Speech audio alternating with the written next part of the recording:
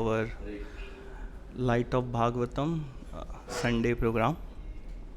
If you can come little forward, if all of you, yeah.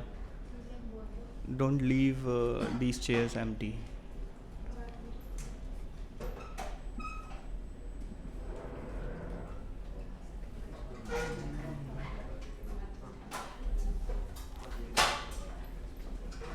Okay.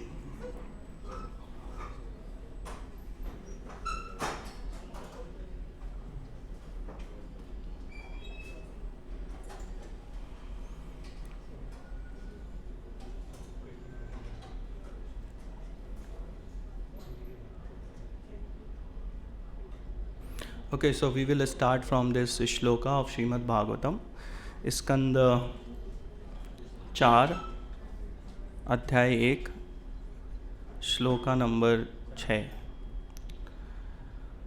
Okay, so you can also recite with me. So this Hindi, English, Hindi class. Okay. ताम काम्यानां भगवान वायजुषां पतिः तुष्टायां तोषम् आपनो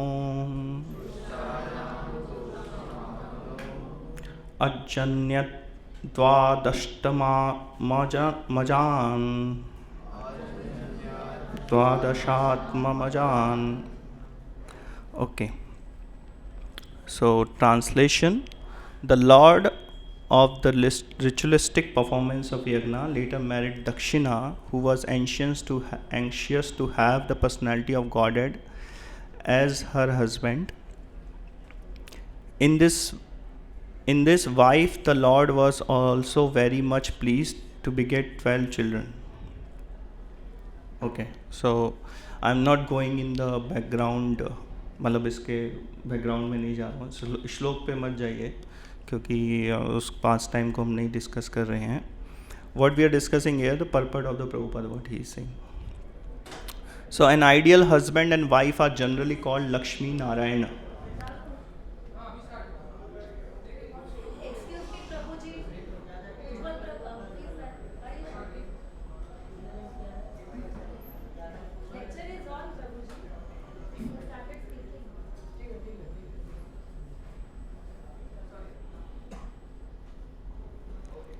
Okay, so an ideal husband and wife are generally called Lakshmi Narayana to compare them to the Lord and the goddess of the fortune. For it is significant that Lakshmi Narayana are forever happy as husband and wife. A wife should always remain satisfied with her husband, and a husband should always remain satisfied with his wife. In the Chanakya Shloka, the moral instruction of Chanakya Pandit, it is said that if a husband and wife are always satisfied with one another, then the goddess of fortune automatically comes. In other words, where there is no disagreement between husband and wife, all material opulence is present and good children are born. Generally, according to Vedic civilization, the wife is trained to be satisfied in all conditions, and the husband, according to Vedic instructions, is required to please the wife with the sufficient food, ornament and clothing. Then, if they are satisfied with their mutual dealings, good children are born. In this way, the entire world can become peaceful. But unfortunately, in this age of Kali, there are no ideal husbands and wives. Therefore, unwanted children are produced, and there is no peace and prosperity in the present day world. So, इसका हिंदी अनुवाद आप लोग समझ गए होंगे.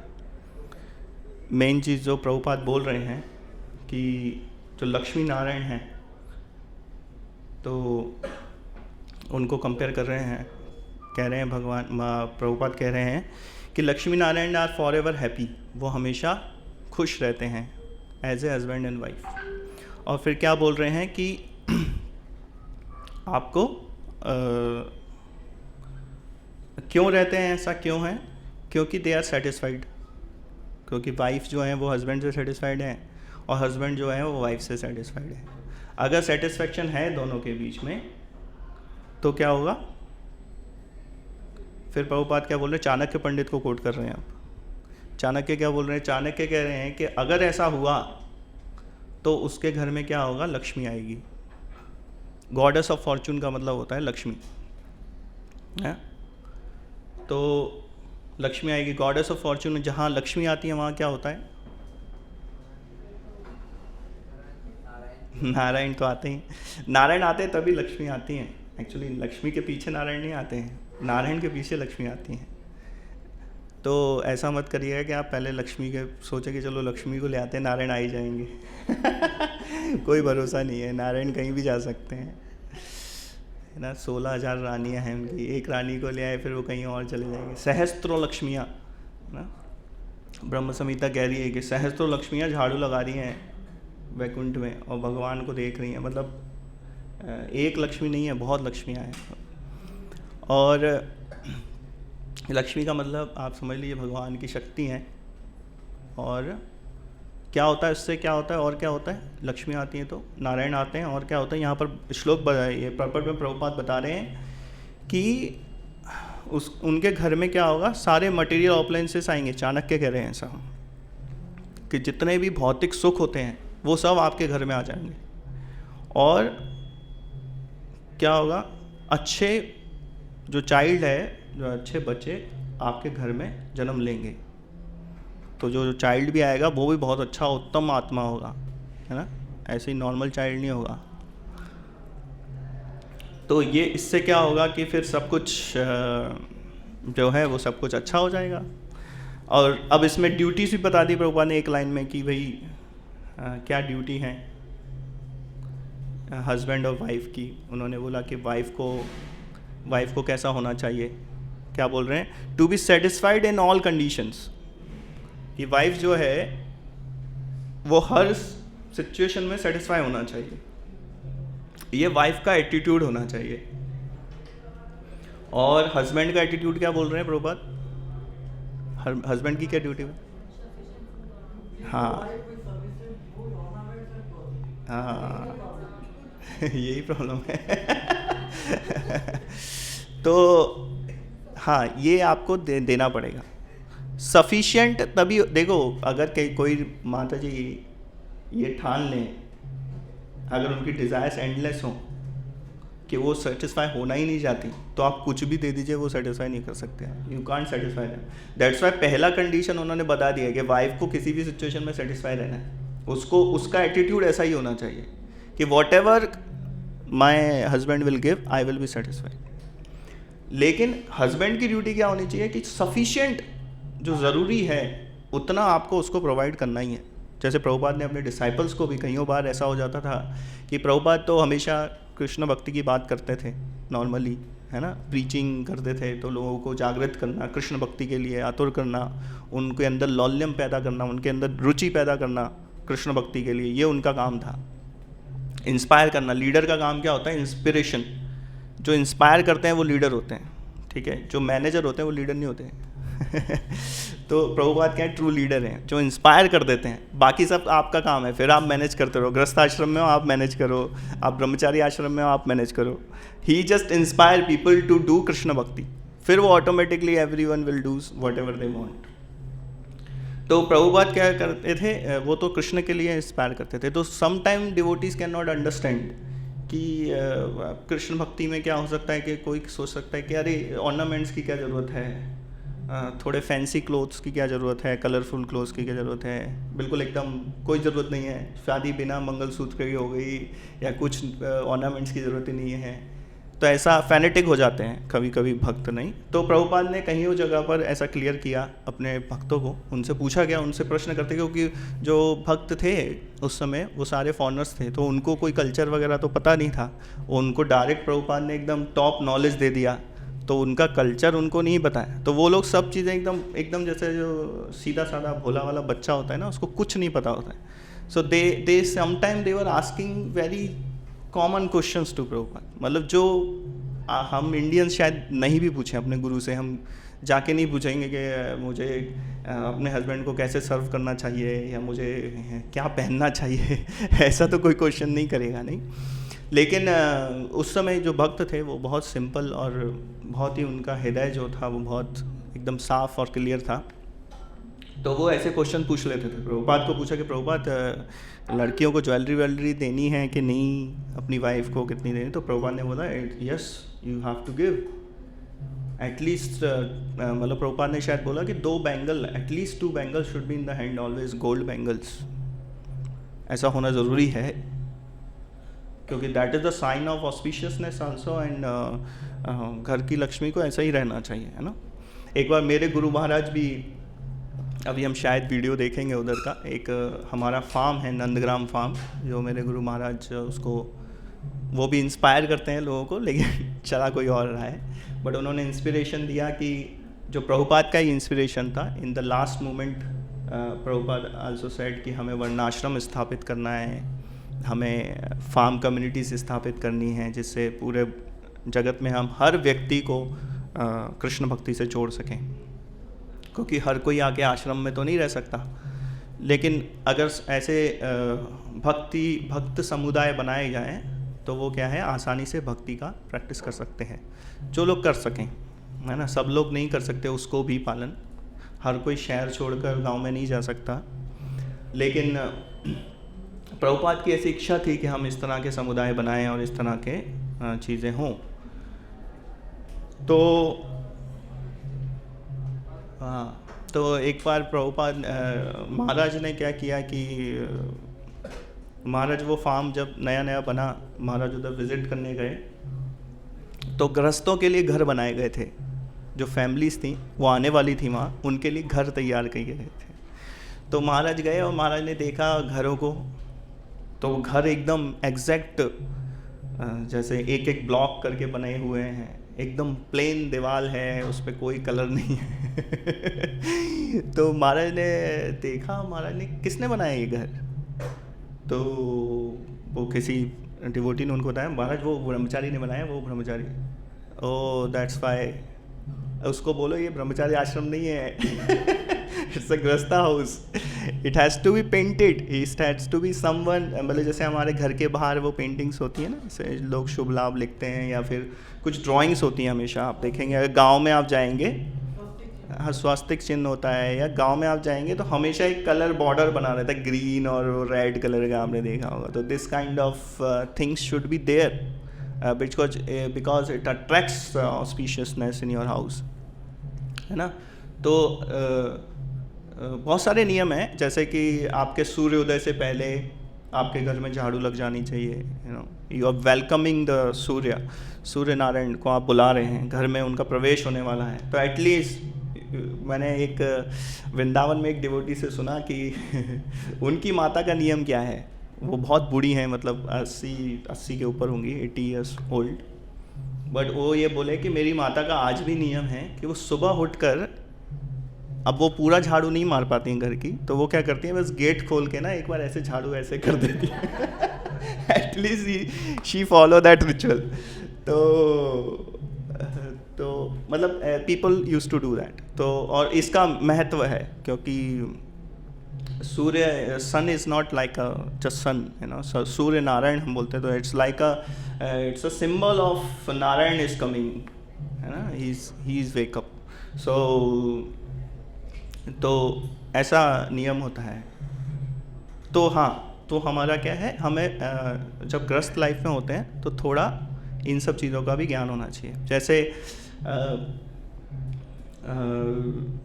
जैसे भगवान ने भी हमको कई जगहों पर ये शिक्षा दी, जैसे कि राम जब अपने वनवास के लिए जा रहे थे, तो उससे पहले जब उनको ये न्यूज़ नहीं मिली थी, तो राम और सीता अपने भवन में थे और उनको सुमंत शायद उनको बुलाने आए कि आपको कैकेयी ने बुलाया है और महाराज दशरथ ने बुलाया है। तो राम समझ गए थे उसी समय कि there is something going to happen, क्योंकि अब वो तो अंतर्यामी हैं, राम हैं स्वयं। तो उन्होंने क्या किया, अपना जो गार्लेंड था वो उतार के सीता जी को पहना दिया। तो सीता ने गार्लैंड पहन लिया, और फिर सीता जी के पास तो गार्लैंड था नहीं, तो उन्होंने क्या किया, ऐसे ही हाथ ऐसे ही कर दिया, बस गार्लैंड नहीं था उसमें। She did like this. तो वाई शी डिड सो, उसमें मतलब ऐसा कुछ जो आचार्य हैं वो बताते हैं कि भगवान ने उसी समय माला पहनाकर ये उनको वो कर दिया था, इंडिकेशन दे दिया कि now I will not be able to give you anything else, just a flowers, because we are going in the forest. And then Sita ji ने रिप्लाई क्या किया कि whatever you will give, that is I am accepting. Okay, तो भगवान भी some time husband, तो यहाँ से हम ये सीख सकते हैं कि हस्बैंड वाइफ के बीच में जो है, जो तालमेल है वो इस तरह का होना चाहिए। Just by the science they can understand each other, what my husband is asking and what my wife is looking for. That kind of chemistry, that kind of mutual understanding should be there, then only it is that's how ideally it should be like that. दूसरा, जैसे रुक्मणी कृष्ण के बीच में भी काफ़ी बार जो है हंसी मजाक का हम लोग प्रसंग सुन सकते हैं। भागवतम में या और भी शास्त्र हैं उसके अंदर हम सुन सकते हैं कि रुक्मणी और कृष्ण के बीच में भी कईयों बार वो लोग एक दूसरे के साथ हंसी मजाक किया करते थे, है ना। और रुक्मणी को चिढ़ाया करते थे कृष्ण की, तुम्हारे पास इतने सारे राजा थे, तुम रानी थी, क्यों एक वाले के साथ तुमने विवाह कर लिया। और इस तरह से भगवान उनके साथ टीजिंग, उनको टीज़ किया करते थे। तो और हाँ, तो इससे हमें क्या पता लगता है कि there it's not like a brahmachari ashram, it's little different. Grihastha ashram means it's different. Okay, there is two energies are dealing with each other, और ये डिफरेंट एनर्जीज हैं, है ना। तो इसमें जब केमिस्ट्री होगी, इसमें थोड़ा रस अलग तरह का होगा। तो that is what grihastha ashram we have to understand, that's point. Okay, तो यहाँ पर प्रभुपाद इसलिए बोल रहे हैं। लेकिन अभी प्रभुपाद आगे क्या बोल रहे हैं, आगे ये बोल रहे हैं कि if they are satisfied with their mutual dealings, good children are born. हाँ, तो यहाँ पर एक और पॉइंट ये है कि चिल्ड्रंस जो हैं वो अच्छे बॉर्न होंगे। तो जो बच्चे होंगे वो काफ़ी सभ्य, और जैसे माँ बाप होंगे वैसे ही बच्चे जन्म लेंगे। जैसी आपकी प्रवृत्ति होगी, जैसी आपकी मनोस्थिति होगी, है ना, उस तरह का चाइल्ड ही आपके जीवन में आप बुला रहे हैं। तो क्या होता है गर्भधान संस्कार, क्या होता है, there are so how many samskara are there, 16 or 25, 16 संस्कार है। ओके, 16 संस्कार है। तो उसमें बहुत सारे संस्कारों में एक गर्भधान संस्कार भी होता है। तो गर्भधान संस्कार में क्या होता है कि हस्बैंड वाइफ की शुद्धिकरण होता है। एक्चुअली हस्बैंड वाइफ के हर बॉडी के हर पार्ट की शुद्धिकरण होता है उसमें, बाय मंत्र, अगर प्रॉपरली कोई करता है तो। एंड उसके बाद he you can conceive a child. तो उसमें क्यों होता है ऐसा, क्योंकि आपकी जो कॉन्शियसनेस है चाइल्ड कंसीव करने से पहले, जो कॉन्शियसनेस है वो बहुत प्योर होना ज़रूरी है। जैसी कॉन्शियसनेस, जैसी चेतना में आपका जन्म होगा, उसी तरह का आपका पुत्र होगा। जैसे हमारे पास एक एग्जाम्पल महाभारत से भी है कि जब कुंती महारानी विवाह के पूर्व जब उन्होंने सूर्य का आह्वान कर लिया था, तो उस समय पे कुंती महारानी जो थी वो तैयार नहीं थी कंसीव करने के लिए चाइल्ड, क्योंकि वो एक टेस्ट कर रही थी सिर्फ कि मंत्र पढ़कर सूर्य आते हैं कि नहीं। सूर्य नारायण सूर्य आ गए वहाँ। अब वहाँ प्रॉब्लम ये हो गई कि उन्होंने कहा कि मेरा तो विवाह नहीं हुआ, आप चाइल्ड अगर मैं ले लिया तो क्या होगा, है ना। She was very afraid. और लेकिन सन जो थे उस समय वो काफ़ी वो थे, डिटरमिन्ड थे, क्योंकि वो कह रहे थे कि मेरा तो इंसल्ट हो जाएगा अगर मैं वापस जाऊँगा विदाउट गिविंग यू चाइल्ड, क्योंकि तुमने मंत्र पढ़ा है, इट कैन नॉट बी, आप उसको टाल नहीं सकते हैं। तो एक्चुअली इट वाज लाइक मतलब फोर्सफुली उन्होंने एक चिल्ड्रन दिया था कुंती को, सन, है ना। और इसी की वजह से आप देख सकते हैं कि the child which was born, it was different than other Pandavas. उसका मेंटेलिटी डिफरेंट था, वो पूर्ण धार्मिक नहीं था, है ना, कर्ण, इसलिए कर्ण बोर्न हुआ।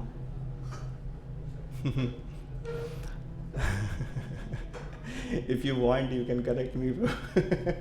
Tulsi Prabhu is sitting. I cannot talk about Puranas because he's like a scholar in that, and I'm very afraid in front of talking him. Okay, so हाँ मैं क्या बोल रहा था, हाँ तो that's what happens when you if your consciousness is not proper at the time of conceiving the child, then the child will also be not be proper, and that's Prabhupada is saying here then again. So if everyone is satisfied, husband is satisfied and wife is satisfied, then only the child will be good, and in this way the entire world can become peaceful. अब प्रभुपाद यहाँ पर ये भी बता रहे, formula बता रहे हैं पीसफुल का, कि एंटायर वर्ल्ड क्या होगा, पीसफुल हो जाएगा. तो आप लोग मानते हैं ऐसा हो जाएगा? हो जाए, हाँ प्रभुपाद ने बोला है तो हो जाएगा, लेकिन उसके पीछे भी बहुत प्रभुपाद ने कुछ बोला है तो ऐसे ही नहीं बोला होगा, उन्होंने बोला है तो हो जाएगा. और वो हो जाएगा इसलिए क्योंकि जो basic unit of this material world is क्या है, बेसिक यूनिट क्या है, एक यूनिट क्या है इस मटेरियल वर्ल्ड की, चल रहा है ये, इसकी बेसिक यूनिट क्या है, एक फैमिली, हस्बैंड एंड वाइफ, है ना. पुरुष और स्त्री का संग ही इस संसार को बनाता है. जब तक ये दो एनर्जी मिक्स नहीं होंगी, you can't create this world, it has to be there. तो जो बेसिक यूनिट है वो इन दोनों का संग ही, दिस फैमिली. अब उसको आप शास्त्रिक तरीके से करेंगे तो that will be the creation will be the good. अगर आप अधार्मिक तरीके से करेंगे तो creation will be the negative. But creation के लिए दो लोगों का होना जरूरी है, हस्बैंड वाइफ का होना जरूरी है, राइट. अब वो रावण और मंदोदरी और राम और सीता कुछ कोई भी हो सकता है. वो भी क्रिएशन कर रहे हैं, उनके भी पुत्र हुए, लेकिन उनके पुत्र आप देख सकते हैं कैसे हुए हैं, और राम सीता के पुत्र कैसे हुए, या कोई भी आप उसमें देख लीजिए, शास्त्रों में, पुराणों में, किसी भी पास टाइम में बहुत कम ऐसे एग्जाम्पल हैं यहाँ पर पुत्र जो हस्बैंड वाइफ हैं वो अलग तरह की प्रवृत्ति हो और पुत्र जो है वो अलग आ गया हो. ऐसा कौन है? प्रहलाद महाराज हैं. तो प्रहलाद महाराज कहाँ जन्म हुआ उनका? राक्षस कुल में जन्म हुआ है, दानवों के बीच में जन्म हुआ. और लेकिन कैसे हुए? भक्त हुए. क्यों हुए? बिकॉज ऑफ नारद मुनि. नारद मुनि ने उनको गर्भ में ही शिक्षा दे दी, उनके ऊपर कृपा कर दी किसी डिवोटी ने, तो कुछ भी संभव है. तो दैट इज नेक्स्ट लेवल है कि अगर कोई डिवोशन लाइफ में आ जाता है, that is what we are going to discuss, devoted गृहस्थास. तो वो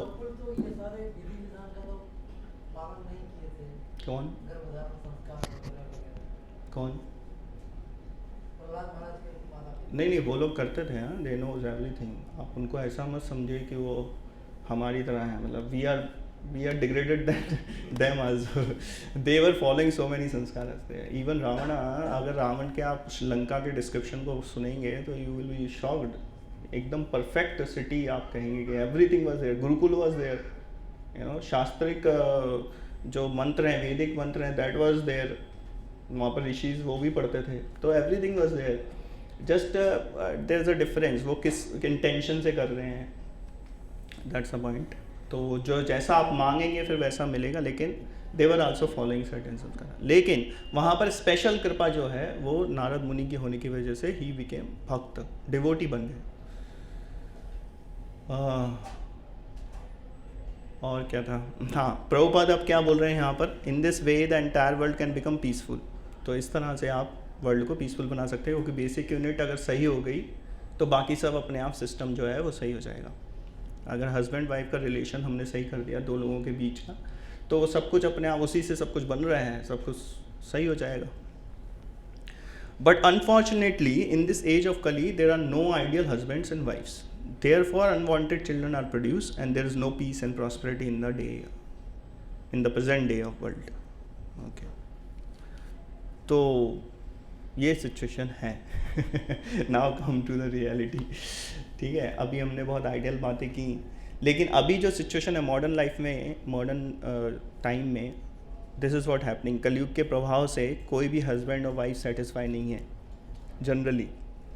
जैसे एक मैं पास टाइम सुन रहा था अपने गुरु महाराज से कि वो गए और कहीं पर गए और मतलब बाहर थे विदेश में, और किसी ने इंट्रोड्यूस कोई ऐसे wedding anniversary something was there and they said okay they have completed 22 years of their marriage and everyone was clapping, very nice, 22 years। तो वहाँ पर जो है ना 22 years कंप्लीट करना इट्स अ बिग थिंग। मतलब अगर आप बाहर की सिचुएशन देखें it's a really big thing. मतलब उन्होंने 10-20 साल अगर अचीव कर लिया तो बहुत बड़ी बात हो गई। पहले ऐसा नहीं था but now it is too much. पहले ऐसा नहीं है कि everyone was like that. In European countries, in Europe I saw many families are very traditional also. Traditionally they are good and their husband wife is living like whole life they were living together. But nowadays if you will see the situation is different from last like 30-40 years I can say. It's really pathetic. At the time of Prabhupada also. So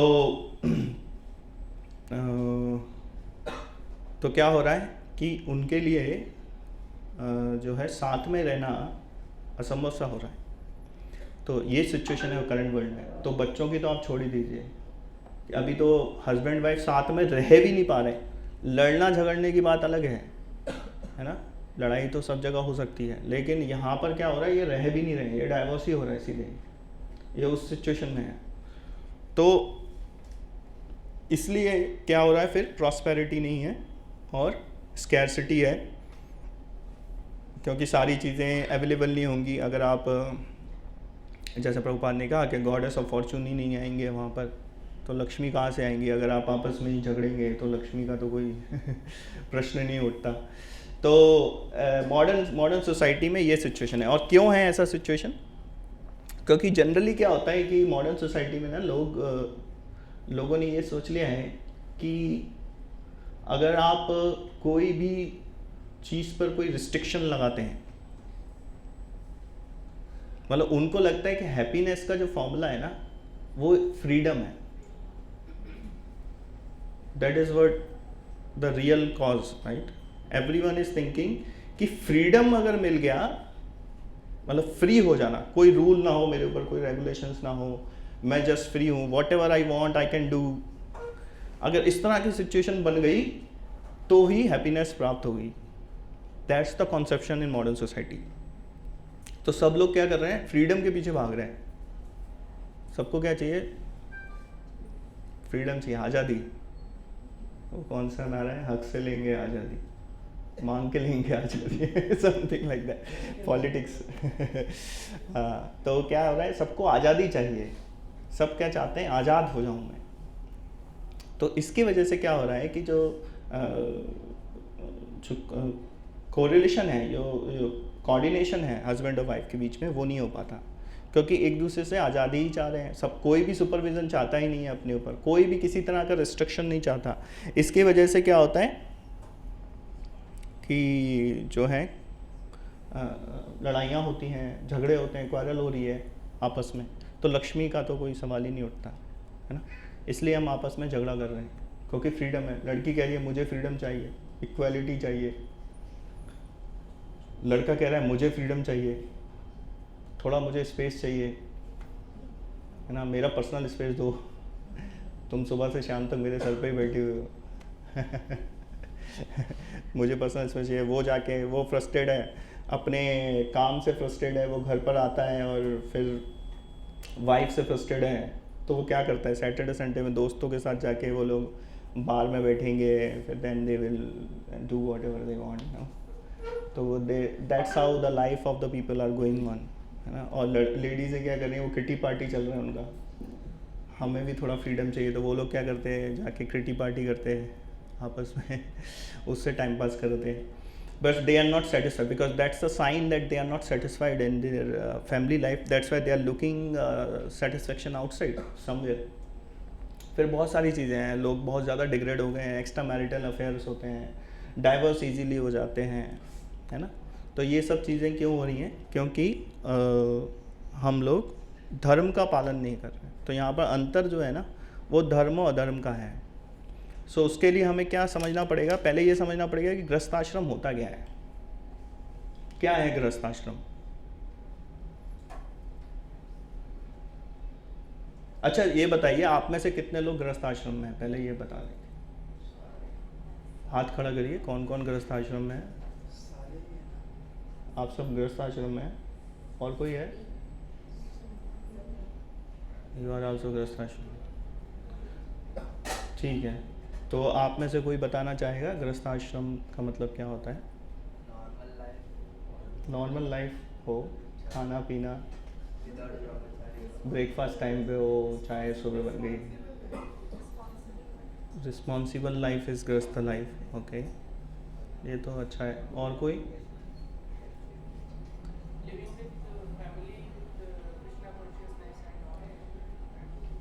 अच्छा, living with family in Krishna consciousness, that is गृहस्थाश्रम।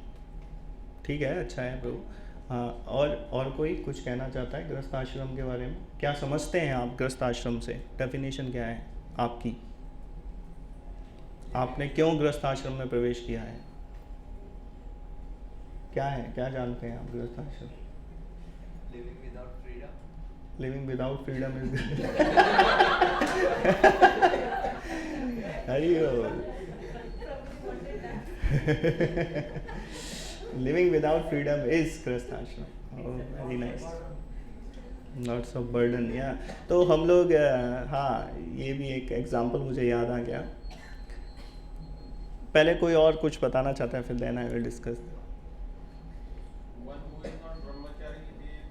गृहस्थ आश्रम। Okay, who is not brahmachari? Who is in brahmachari? Who is not a brahmachari? By default is a grihastha. Where are you, bro? No, there are people, bro. They are not even in brahmachari ashram and grihastha ashram. Many people are there. So, okay. Okay, let me discuss the example. So there are two, okay, like Prabhuji said, brahmacharya. So there are two ashrams, brahmacharya ashram and grihastha ashram. There are four ashrams: brahmacharya, grihastha, vanprasthra and sannyas. ठीक है, चतुर्वर्णम मया system गुणा Karma विभागशम, Krishna side इन भगवद गीता। किसने बनाए? भगवान ने बनाए हैं ये चार आश्रम। तो गृहस्थ आश्रम और ब्रह्मचारी आश्रम को हम लोग एक एग्जाम्पल से समझेंगे। कि एक एग्जाम्पल है कि जैसे दो ट्रैवलर्स हैं, है ना, दो लोग हैं जो एयरपोर्ट पे जा रहे हैं। एक बंदा है, एक अकेला सा बंदा है, वो जाता है एयरपोर्ट पे। जैसे अगर कभी हम लोग, जैसे तुलसी प्रभु शायद कभी कभी ट्रैवल करते होंगे अकेले ट्रैवल कर रहे हैं, तो उनको कहीं ऑफिस के काम से जाना है, तो वो क्या करेंगे? वो एक बैग उठाएंगे और अपना 2-3 दिन का सामान डालेंगे, and he can go anywhere any time, है ना। जैसे अद्वैत हरि प्रभु भी हमको समझाते हैं कि ब्रह्मचारी जो है वो इजीली ट्रैवल कर सकता है, आई कैन ट्रैवल एनीवेयर। क्या करना है? एक धोती उठाना है मेरे को, कुछ अपना वो ब्रश वगैरह रखना है, थोड़ा सा टॉयलेटरी रख ली, एक बैग टांगा और वो चले जाते हैं, कहीं भी जा सकते हैं। And he travelled in front of us also, he travelled many times like this, so many places. तो जो एक सिंगल ट्रैवलर होता है, जैसे वो आया, उसके पास एक बैग होता है, उसको क्यू में भी नहीं लगना पड़ता ज़्यादा, क्योंकि एक ही बैग है, उसको कुछ चेकिंग वेकिंग करना नहीं है, वो तो कैबिन में ही लेके जाना है उसको। तो वो क्या करेगा? सीधे टिकट लेगा, वहाँ पर वो किया, उसने चेक इन किया, उसको सामान कुछ वेट नहीं करना, वो गया, उसने बैग में से एक लैपटॉप निकाल के रखना होगा तो रखेगा, नहीं तो बस गए और हो गया उसका, वो फ्लाइट में पहुँच गया, आराम से बैठा है, कोई प्रॉब्लम नहीं। अब दूसरा ट्रैवलर आता है एक फैमिली के साथ आ रहे हैं, 2 बच्चे हैं, हस्बैंड वाइफ है, उनके साथ 4-5 बैग हैं बड़े बड़े और फिर वो लोग है ना, कभी काउंटर पे जगह भी कर रहे होते हैं, अरे इसका थोड़ा वजन, अरे थोड़ा सा चलता है, जाने दो। वो ऐसा मैंने देखा है एयरपोर्ट पे, लोग फाइट कर दे कि लेट इट गो, हम तो जाते रहते हैं, हम रोज़ ही आते हैं, है ना पीपल से लाइक दैट। और उससे बोलेंगे थोड़ा पैसा कम कर लो, है ना, फिर वो लोग भी बोलेंगे ठीक है यार आप कर लीजिए, फिर वो बोलेंगे अच्छा सामान निकाल लो, तो फिर सामान, उसमें से अगर सामान खोला तो उसके अंदर पूरा इतना, तो एक बैग तो केवल खाने का ही होता है, उसके अंदर इतना खाना होता है कि पूरा प्लेन बैठ के खा सकता है। अगर फ्लाइट बीच में कुछ प्रॉब्लम हो जाए तो देखिए one grihastha can give food to everyone, तो वो उनके पास इतना सारा फूड होता है। तो दैट इज़ गृहस्था लाइफ ना, कि उनके ऊपर क्या होता है, वो लोग क्या करते हैं, सारा अपना जो उनका एक्यूमुलेशन है वो बहुत ज़्यादा होता है ना, उनको सब कुछ सारी रिस्पॉन्सिबिलिटी उनको लेके चलनी पड़ती है। तो not just a responsibility of their own family, they are responsible for all the 3 ashrams also. Actually brahmacharis are like a childrens for them, जो उनके बच्चे की तरह है। उनका पालन पोषण करने की जिम्मेदारी जो है वो गृहस्थों की है। जो तीनों आश्रम्स हैं वो गृहस्थ आश्रम के ऊपर ही बेसिस है, क्योंकि पैसा कमाने की जो सुविधा है वो केवल गृहस्थ आश्रम में है। आप धन जो है वो गृहस्थ ही कमा सकते हैं, ठीक है ना। ब्रह्मचारी सन्यासी ये लोगों का काम धन कमाना नहीं है। आज की डेट में उल्टा होता है, कभी कभी हमने देखा है कि कुछ लोग, कुछ गृहस्थ आते हैं और महाराज से पैसे मांगते हैं। वो कहते हैं महाराज ये सेवा करनी है, can you give us money, they don't even think. And Maharaj बाद में बोलते हैं कि what is the situation in Kaliyuga, they are asking to sannyasi for the program. वो सन्यासी से पैसा मांग रहे। तो ये स्थिति है कलयुग की, लेकिन ऐसा होना नहीं चाहिए। होना ये चाहिए कि गृहस्थ आश्रम का मतलब है they have to take care of the brahmachari, they have to take care of vanaprastha, they have to take care of a sannyasi also. That should be there. And Prabhupada mentioned in so many places, if you will search in Veda ways, Prabhupada mentioned about the household duties, and he's saying the good earning, the wealthy people, wealthy grasthas, they should take care of everything. और उनको बहुत ऑपलेंटली deity worship करना चाहिए, उनको ऑपलेंटली अपने घर में सारे अरेंजमेंट्स करने चाहिए भक्तों के लिए। Not just a simple arrangement कि पत्तल में खाना खिला दिया डिवोटी आए तो, और बाहर खुद जाके एकदम 5 स्टार होटल में they are taking prasadam, different kind of prasadam. So not like that, they should actually eager to give opulence to Krishna and his devotees also. तो अगर आपके पास वेल्थ है so it should be utilize for the Krishna service and the service of the devotees. But situation ये है कि लोग अपने ही तो उसी से ही सेटिस्फाई नहीं है, तो what they can do for others. So that is grihastha आश्रम, दैट रिस्पॉन्सिबिलिटी इज गृहस्थ आश्रम। और इसमें फैसिलिटी भी है आपके पास, नहीं। अब गृहस्थ आश्रम में एंजाइटी कम है एक्चुअली। अगर कोई आइडियल गृहस्थ है उसकी एंजाइटी कम होती है ब्रह्मचारी से। ब्रह्मचारी की एंजाइटी क्या है कि उसके पास बैग में 1-2 चपाती पड़ी हुई हैं। अब वो उसकी ट्रेन अगर बीच में रुक गई है ना, 5 घंटे लेट हो गई, अब वो क्या खाएगा उसको नहीं पता है। He is completely dependent on Krishna. आया तो आया, और कृष्ण का कोई भरोसा नहीं है, वो कभी देते हैं नहीं देते हैं, and you have to be satisfied in that. तो गृहस्थ आश्रम में लेकिन you can accumulate, you can plan for the future. आपको रूप गोस्वामी खुद बता रहे हैं, रूप गोस्वामी बता रहे हैं 50% of wealth you can keep and then 25% you should keep for your future, है ना। 25% you should give for your relatives. तो इस तरह का जो है गृहस्थ आश्रम में जो है ये व्यवस्था होनी ज़रूरी है। तो आप क्या कर सकते हैं, आप अपने फ्यूचर के लिए भी एक्यूमुलेट करके सकते हैं, अपनी व्यवस्थाएं कर सकते हैं, है ना। लेकिन ब्रह्मचारी आश्रम में ऐसा नहीं कर सकते कि आपके पास अभी मान लीजिए ब्रह्मचारी को किसी ने दान दिया है 2 लाख रुपए, तो क्या करेगा वो ऐसा नहीं कर सकता चलो मैं इसको रख लेता हूँ, फ्यूचर में मेरे काम आएगा, धीरे धीरे खर्च करूँगा। ऐसा नहीं करेगा वो, उसका अकाउंट नहीं हो सकता। अगर उसका अकाउंट है वो ब्रह्मचारी नहीं है। अकाउंट नहीं ऐसे मेंटेन कर सकता है वो कि मैं फ्यूचर के लिए व्यवस्था करके रखता हूँ, ऐसा नहीं कर सकता है। क्यों, उसको क्या करना है, वो 2 लाख आए हैं, उसका अभी का जो ज़रूरत है वो उसने ले सकता है, else he has to give everything in the Krishna service. या तो उसको दान देना है किसी को और को, और किसी और ब्राह्मण को, या फिर उसको भगवान की सेवा में लगा देना है ना। ब्रह्मचारी का काम ऐसा है, वो कुछ भी एक्यूमुलेट नहीं कर सकता, कोई भी एक्स्ट्रा चीज़। आपने अगर उसको 1 साबुन की ज़रूरत है, आपने 4 साबुन दे दिए, तो he will not keep that 4 soaps. मतलब ये थोड़ा ज़्यादा ही लिटरल हो रहा है, he can keep 4 soap but ideally he should not keep, he has to distribute it. वो कुछ भी एक्यूमुलेट नहीं कर सकता ज़्यादा। अगर उसके पास 1 गिलास पानी दूध पीने के लिए है, पहले तो क्या होता था कि जो बाबा जीज होते थे उनकी कुल संपत्ति क्या थी? कुछ कुछ बाबा जी इसकी संपत्ति भी मेंशन है ना उनकी कुल संपत्ति क्या है? उनके 2 कोपिन हैं और एक उनके पास करुआ है। करुआ मतलब एक तरह का लोटा होता था, डिफरेंट काइंड। एक करुआ होता था, कमंडल इट्स अ डिफरेंट थिंग। तो वो क्या करते थे, बस वो उनके पास यही 2 संपत्ति हैं, ठीक है, उनके पास और कुछ है नहीं। They are living like a baba ji है ना। तो वो उसी से नहाना है, उसी से धोना है, उसी से सब कुछ करना है।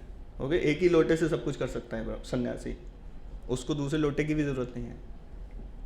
ऐसा नहीं है कि टॉयलेट के लिए लोटा अलग है और नहाने के लिए अलग है, पीने के लिए अलग है। ही कैन यूटिलाइज इवन 1 लोटा, it is allowed. He is ready to he is able to purify it, है ना, immediately after doing anything. So इस तरह का जीवन एक सन्यासी को रहना चाहिए। बट ब्रह्मचारी एक प्रैक्टिस, मतलब ब्रह्मचारी का मतलब यह है कि स्टूडेंट लाइफ है। So he may have certain more facilities like a student, but still he is also, he can not accumulate anything. तो ये ब्रह्मचारी का लाइफ है। लेकिन जो हम गृहस्थ आश्रम में जो बात कर रहे हैं, यहाँ पर हम एक्यूमुलेशन कर सकते हैं। तो ये हमारे पास क्या है, एंजाइटी कम है इस तरह की कि भाई कल क्या होगा, है ना। आप आराम से रह सकते हैं थोड़ा कंफर्टेबली। बट रिस्पॉन्सिबिलिटी क्या है, ज़्यादा है। अब आपके पास फैसिलिटी ज़्यादा है तो क्या होगा, रिस्पॉन्सिबिलिटी भी ज़्यादा होगी, है ना। जितनी फैसिलिटी उतनी रिस्पॉन्सिबिलिटी, साथ में चलते हैं, प्रोपोर्शन, है ना, एक ही प्रोपोर्शन में होने चाहिए। अगर फैसिलिटी आप ज़्यादा ले रहे हैं तो आपको रिस्पॉन्सिबिलिटी भी ज़्यादा लेनी पड़ेगी। Then only you are in grihastha ashram, तभी आप कह सकते हैं कि मैं गृहस्थ आश्रम में हूँ, अगर आप उस रिस्पॉन्सिबिलिटी को ले रहे हैं तो, और एटलीस्ट यू आर ट्राइंग। आप नहीं कर पा रहे हैं, that is a different thing, क्योंकि आज की सिचुएशन अलग है। हमने अभी स्टार्ट किया है, मेरे पास उतने पैसे नहीं हैं, 50% कहाँ से दूंगा, मेरे 50% में तो मेरा ही नहीं चल रहा है मेरा 100% में नहीं चल रहा है, मैं खुद लोन लेके चला रहा हूँ तो वो 50% कहाँ से देगा, नहीं। तो ये सिचुएशन डिफरेंट है। लेकिन his attitude, his consciousness should be like that he wants to give, he wants to live ideal गृहस्थ लाइफ, ठीक है। उसका ये वो होना चाहिए, ध्येय होना चाहिए ना उसके अंदर। तो 50% नहीं दे सकते, 10% देंगे, 5% देंगे, लेकिन आप कुछ एक्शन किए बिना अपने आप को गृहस्थ आश्रम बोल बोल के कुछ नहीं होगा कि बस हम मज़े ले रहे हैं, गृहस्थ आश्रम है, हम गृहस्थ आश्रम में। आश्रम नहीं लगा सकते उस वर्ड को, उसको कहते हैं गृह मेदी, जो धर्म के अनुसार। और कृष्ण जो अपनी लाइफ गोल है, जो अपने ह्यूमन बॉडी का लाइफ गोल क्या है, what is the perfection of any situation. किसी भी सिचुएशन का परफेक्शन क्या है, डिप्रेशन, व्हाट, लिबरेशन, ओके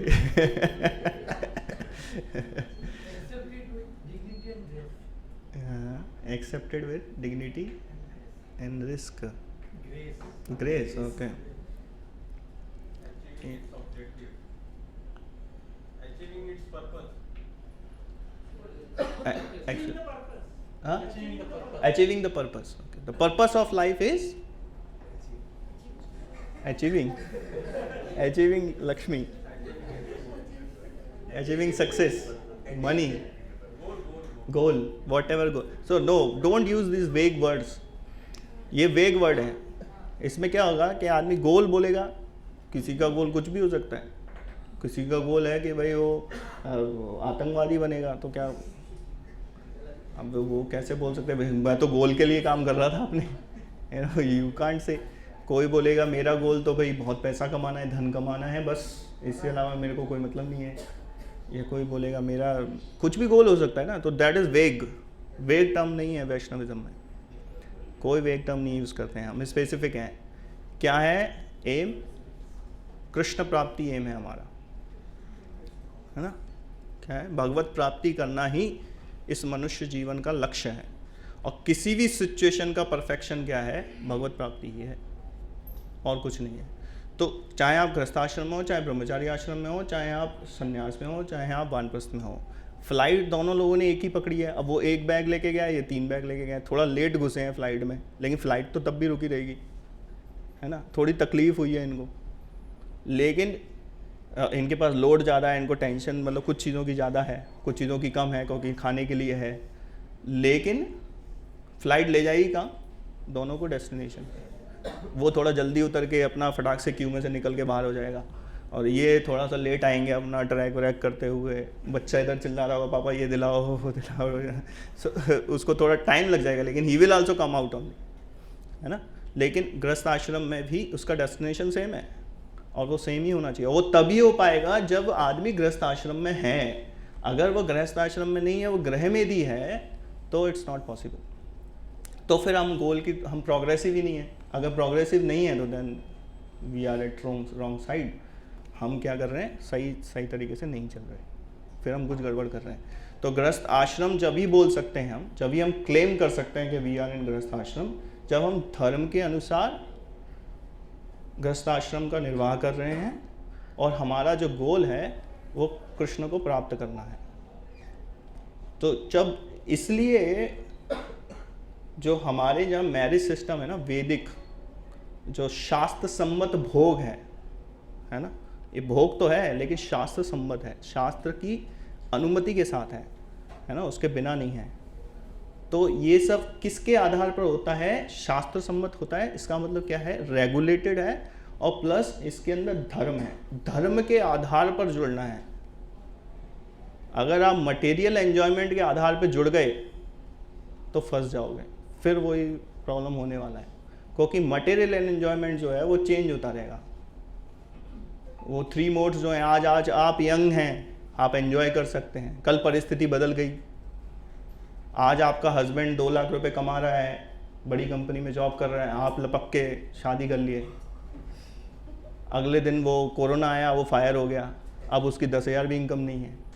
अब आप क्या करोगे? धर्म के आधार पे अगर वो रिलेशन नहीं हुआ तो फंस जाओगे, फिर वहाँ रहोगे, और फिर क्या होगा? डाइवोर्स होगा, ये होगा, वो होगा। अरे मैं तो ये सोच के आई थी, मैं वो करके आई थी, ये सब बातें होंगी। और हस्बैंड के साथ भी सेम है कि हस्बैंड केवल सुंदरता को देखकर या किसी भी उस तरह की चीज़ को देख के कि अरे इसके पिताजी के पास बहुत पैसा है, अकेली लड़की है, चलो विवाह कर लेते हैं, लाइफ सेटल। अगर वो ऐसा सोच के आया है तो कोई कुछ पता नहीं है, कल पिताजी पूरी की पूरी उनकी प्रॉपर्टी चली जाए, उस प्रॉपर्टी के साथ उनके साथ और भी बहुत सारी प्रॉब्लम्स हों, पता चला आप उसमें गए और आप ही फंस गए, then again you will be in a problem. तो अगर आपकी मैरिज का आधार कोई मटेरियल ऑपलेंस है तो फिर क्या होगा? आपकी प्रॉब्लम आने वाली है, क्योंकि बाकी सब टेम्परेरी है। It will change, it is going to change, क्योंकि ये चलायमान है, ये प्रकृति जो है वो चलायमान है, वो चलती रहती है, कुछ ना कुछ चेंज होता ही रहता है, साइकिल होती रहती है ना। आप खुद ही देख रहे हैं, अपने ही जीवन में देखिए, आप छोटे थे, बच्चे थे, बड़े हो गए, कुछ कितने चेंजेस हो रहे हैं आपकी लाइफ में।